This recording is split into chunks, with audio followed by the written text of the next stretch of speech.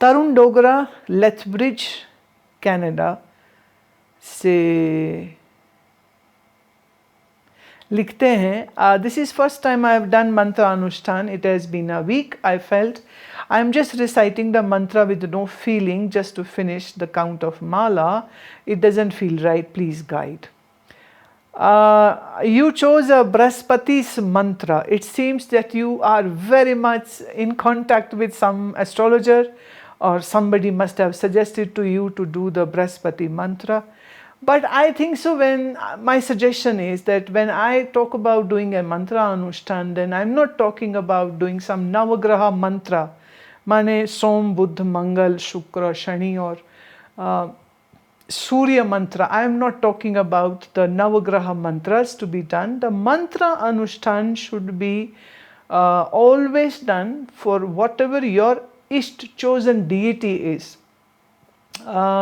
It can be either Shiva, or it can be the Vishnu, or maybe it can be of Durga. That's all fine.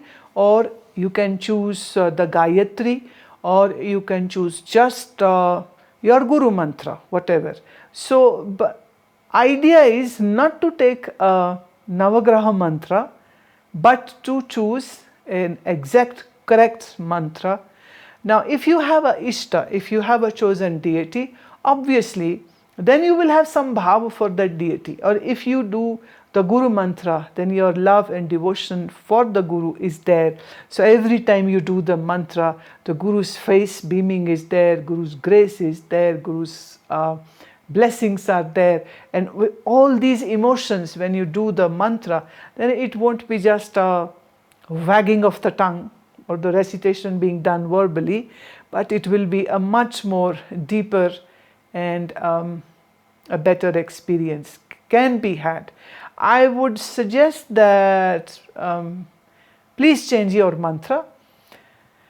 And there is a long list of the mantras which I have done. There's a musical done numbers. If you check, then in the Amrit Varsha app, there is a list of the mantras which I have done. You can please select one of the mantras from there and maybe put that track on and do it with that track. And I really hope that you will have a much better experience. It shouldn't be boring and it shouldn't be bhavless. It should be with the bhav, not without bhav. Otherwise, what's the fun doing it? And it's a great fun to do a mantra.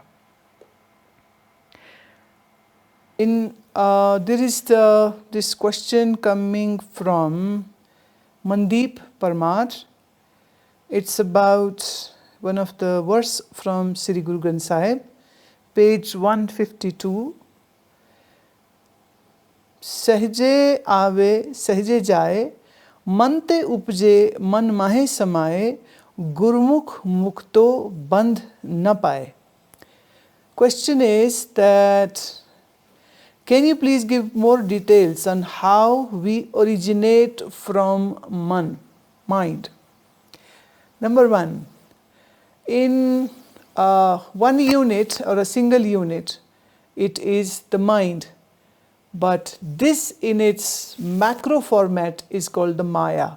So in a way we can say that the micro is the mind and the mind in a macro format becomes Maya. So in a way, mind and Maya is one and the same thing. All the 5 elements came out of the mind. And this is what the Bani of Adi Sri Guru Granth Sahib is also talking about. Mind is the source, or should I say the Maya is the source from where the 5 elements took its manifestation. Hence, the line is Mante upje man mahe samay. Everything is born out of the mind and will merge back into the mind. Sahje aave, sahje jaye. Easy it comes and easy it goes. Gurmukh mukto bandh na paye. But a one person who is a Gurumukh. Now, who is a Gurumukh? The one who has understood the Brahma Vidya is the person who has received the true message of the Guru, is the person who is now learned and wise and is also, we can call, enlightened. Now this person understands that I am the liberated one and I was never in any bondage. Being in bondage was because of the Maya, because of the ignorance. And when this darkness is removed, then one becomes, number one, a Gurmukh, and then this Gurmukh finds out that I was always liberated and I, the true self, can never ever be in any bondage.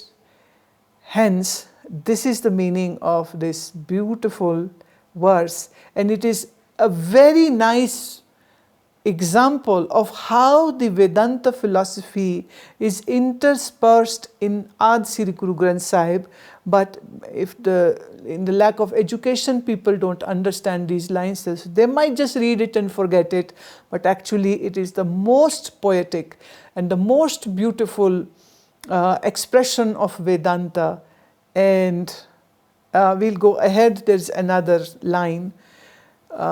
It says, can you please elaborate on the three avastha and the turiya avastha? Sri Guru Granth Sahib, page number 154. In this anga, the line is, the verse is, Janma mare tre gun hitkar, chare ved kathe hain akar, teen avastha kare vakhyan, turiya avastha satgur te har jaan. It's a very, very deep, and you really need to pay attention to what I'm going to speak now. Janam mare tre gun hitkar. There are three gunas, Sattva guna, Rajoguna and Tamoguna.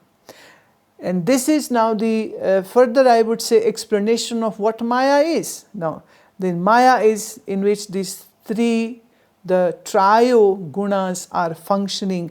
They are like working like a juxtaposed in between one another, and they are in sync with one another. So Sattva guna, Tamagun and Rajagun, these three gunas are working together, and what it is doing is Janma Mare.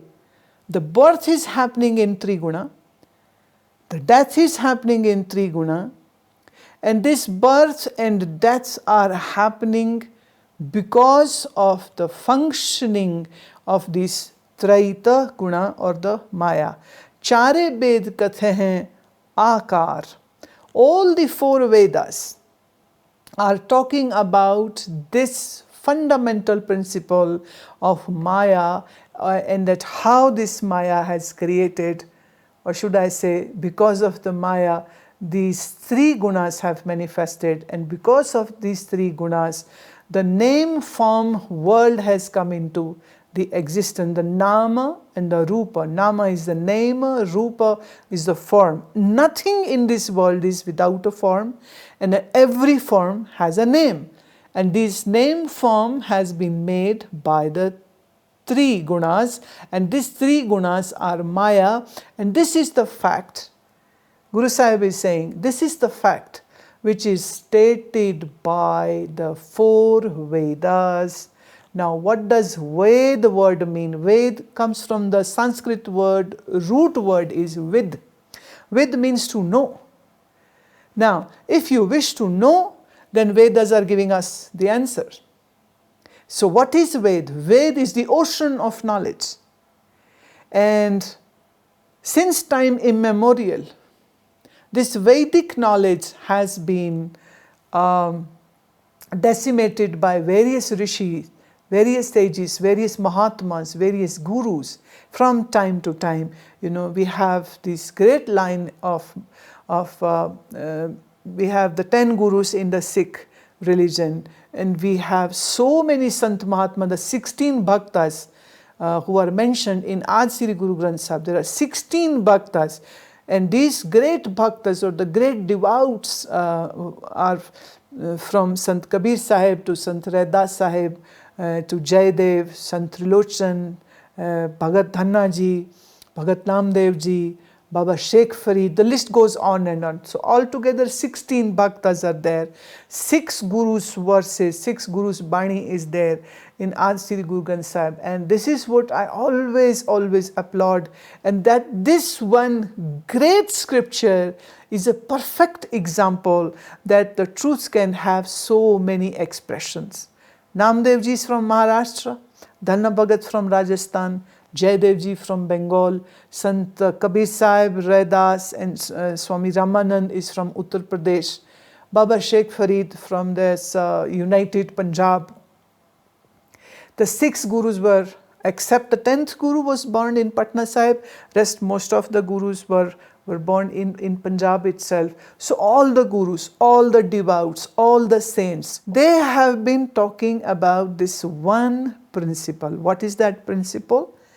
That teen avastha kahe vakhyan, turiya avastha satgur te har jaan. There are 3 stages. 1, jagrat, waking, swapna, dream state, sushupti, the deep sleep.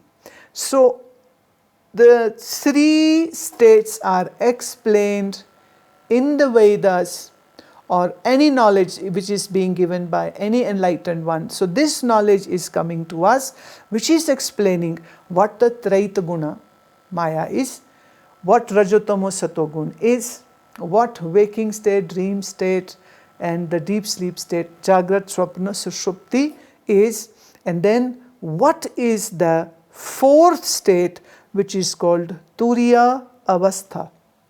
Now all of us, even the animals and the birds, if you look, they wake, they sleep, they dream and they go into deep sleep. These 3 stages are experienced by everybody. You don't need anyone to guide you into how to sleep or how to wake up. That's going to happen naturally. So Jagrat, Swapna, Sushupti, 3 stages are experienced by one and all sentient beings. But then there is a 4th stage which is called Turiya. That can be only experienced when you go into the zone of Atman, when you go into the zone of Nirvikalpa Samadhi. Only then you can experience this 4th state called Turiya. And to experience this, obviously, you need a guide. You need someone who tells you what to do, how to do, what kind of sadhanas you should do. And then when you follow it and when you practice it, then in time, then the deeper meditations are experienced. And slowly the mind will move into the nirvikarita, nirvicharita, meaning thoughtlessness and being pure. And then this 4th stage of Turiya can be experienced. It's not just by reading you will come to know what Turiya is. And for Turiya Avastha, we definitely need to follow the path of sadhana. It's not just about reading the text, but it's all about going deep into it and diving into the truth of this 4th stage called Turiya Avastha. There is another line which Mandeep Parmar wishes that I should explain. This is again coming from Aaj Sri Guru Granth Sahib, Ang 163, and the verse is, Satgur te gyan paya har tat bichara, mat maleen pargat bhai jap naam murara, shiv sakat mitaya chuka andhiyara. Now the first line is absolutely very clear, that I received that higher knowledge from the Guru and I contemplated on the tattva, on the substratum principle, the truth. My mind, mat maleen, my mind was impure, pargat bhai, jap naam murara. But when I started meditating on Murara, it's one of the name of Sri Krishna, Murari, and there's a poetic way of speaking when we say Murara. So when I meditated on the name of Murari, of God, of Parabrahma, my mind became more pure, and then Shiv Sakat Mitaiya Chuka Andhyara. Now, usually in the Sankhya philosophy, there is understood to be the existence of two. One is Shiva and the another is a Shakti. Or the typical word in Sankhya is the Purusha and Prakriti. It says that this whole universe is amalgamation. It has come into being because of the Shiva and the Shakti. Shakti means the Maya, another name of it, or Prakriti, and another name of it. So don't be too confused, because Guru Granth Sahib's verses are not that even simpler. It needs you to understand the Puran. It requires you to understand the six darshana, the Khat darshan, the six darshanas of India, which are accepted. So if you don't know what those six darshanas or the six philosophies are, you cannot actually grasp what the Bani is intending to say. It goes into very, very deep. So the Shiva and the Shakti, or the Purusha and the Prakriti, or easier language, God and the universe. Now these are two. The duality is accepted. But when that real knowledge will dawn upon you, then this difference or distinctive, uniquely two existences which were accepted of Shiva and Shakti, of Purusha and Prakriti, this dissolves. Now this dissolves when Chuka Andhyara, when the darkness is lifted. Now it's not telling you what will come after that, but it is talking about when this veil of darkness will be lifted, and then this division or this duality of Shiva and Shakti will also dissolve, meaning will be removed. Now it doesn't mean that Shiva will be removed. It doesn't mean that Shakti, that Durga will be removed. It has much deeper meaning to it. Normally people consider that God made the universe. Some says Bhagwan ne duniya banai. So we have Bhagwan and we have dunya, two entities. We have God, we have universe, we have two entities. But what is the truth? The Brahma Vidya says that there is only existence of one omniscient existence, and rest all is just an illusionary manifestation. Again, this one particular verse is a perfect example of Vedanta philosophy, is right there in Adi Sri Guru Granth Sahib. You just have to, learn it from a learned one. You have to understand the words and the verses and the meanings of it. And once you grasp it all, it's such a joyful, such a ananda to experience, that this very terse, very arduous, very difficult Vedanta philosophy has been so beautifully, poetically projected in the Guru Granth Sahib. And I really hope and wish that more and more people can, learn how to read, learn how to do the part. It's not just reading alone. It's all about grasping it. It's all about understanding it.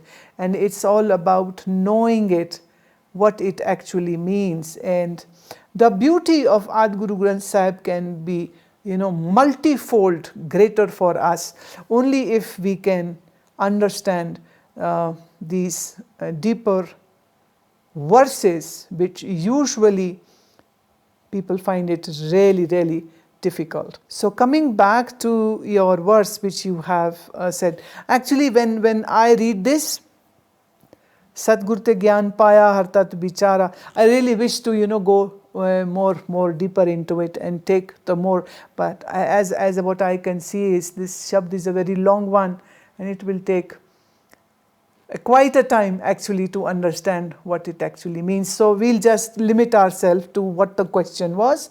So I have talked about the teen avastha, I have talked about the maya, the Tray Gun Vistar, and I am talking about that the Guru is saying that if you will contemplate upon that omniscient existence, then all the duality will just merge and it will just go away and it will just dissolve, and what will be left in the remainder would be a perfect equipoise of the mind, a total, enlightened intellect, pragya purna buddhi.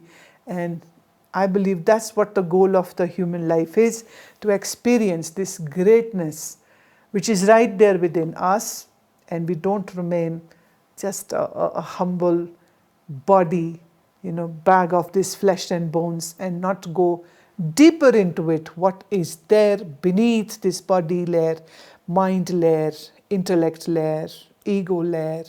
Who is the one who is existing here? So that is the meaning of these lines, which Mandeep ji has very beautiful question asked, and I am giving you the answer for it.